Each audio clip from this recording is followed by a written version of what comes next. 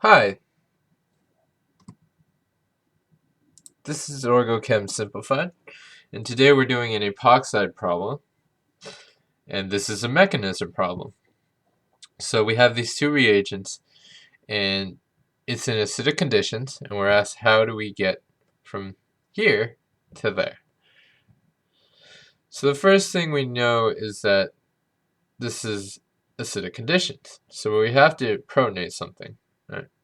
So the thing that you want to protonate is probably the thing that's most unstable, because this three-ring structure is most unstable, and you want to break the ring. And in order to break the ring, what you have to do is protonate that oxygen so you can break the ring. So let's protonate that oxygen. Has a lone pair, and it's going to get those protons. So I'll grab that proton, and we have OH, and that oxygen has a positive charge. Okay, so we're probably not going to eliminate out anything directly, because that's going to leave us with a primary carbocation, which is unstable, right? So instead of doing SN1, we're probably going to do SN2. We know we need to add oxygens, so we're going to use this reagent.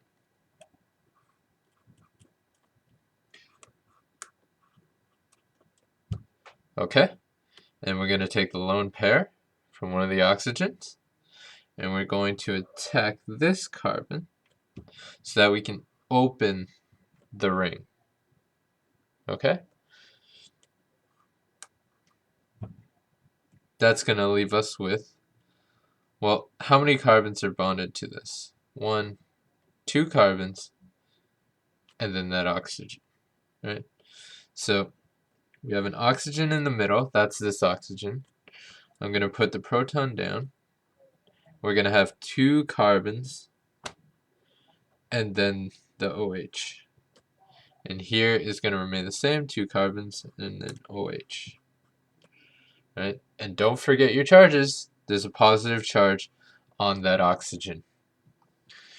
Okay, so we have this positive charge on the oxygen. We probably want to make that neutral. So what we can do is use water. Remember, unless it's stated, water is usually your solvent. So water is going to be the most basic thing. It's going to take off that proton. Draw the next structure.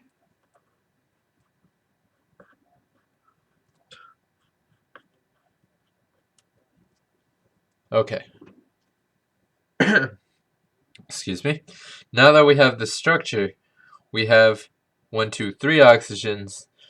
Our product only has 2 oxygens. So we probably need to eliminate one of these waters off, or one of these alcohols off. And in order to do that, you make it a leaving group, and the best leaving group you can make from that is water, right? So one of these lone pairs is going to grab another proton and become water, and we're going to eliminate that off. Right, so once we grab that proton, that's going to give us water.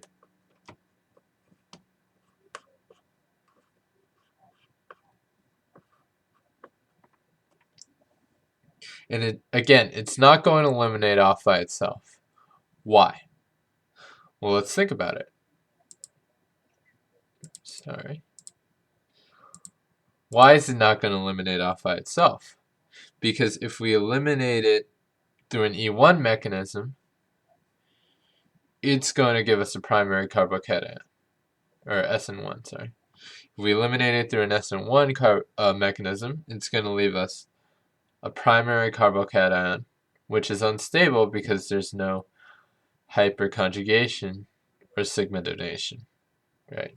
So instead, we're going to use an SN2 mechanism, and we're going to use this oxygen, and we're going to use its lone pairs to do an intramolecular SN2 reaction. That's how we're going to eliminate off that water. Okay? So when we do that, what do we get? We get sort of our product.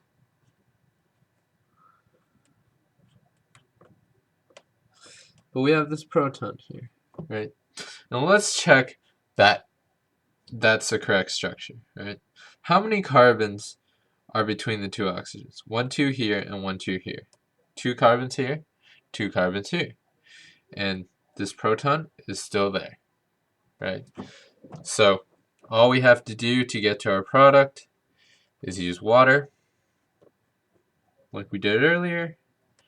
Grab that proton,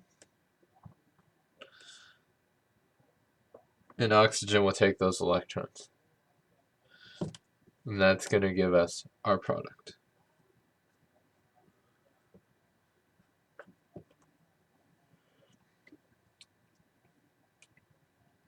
So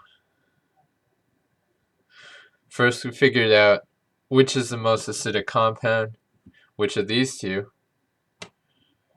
And then we said, is this SN1 or SN2? We clearly needed to add oxygens, so it would have been substitution. But what kind of substitution? That was the question. So we figured out that it was going to be SN2 because that was our primary carbocation. We moved to the next one. We eliminated the hydrogen to get rid of the charge. And next we said we needed to eliminate one of these alcohols, right? And the way to do that is to add a proton. Next, same thing, SN1 or SN2. Well, we don't have primary carbocation, so it was SN2. And elimination of the proton gave us a product.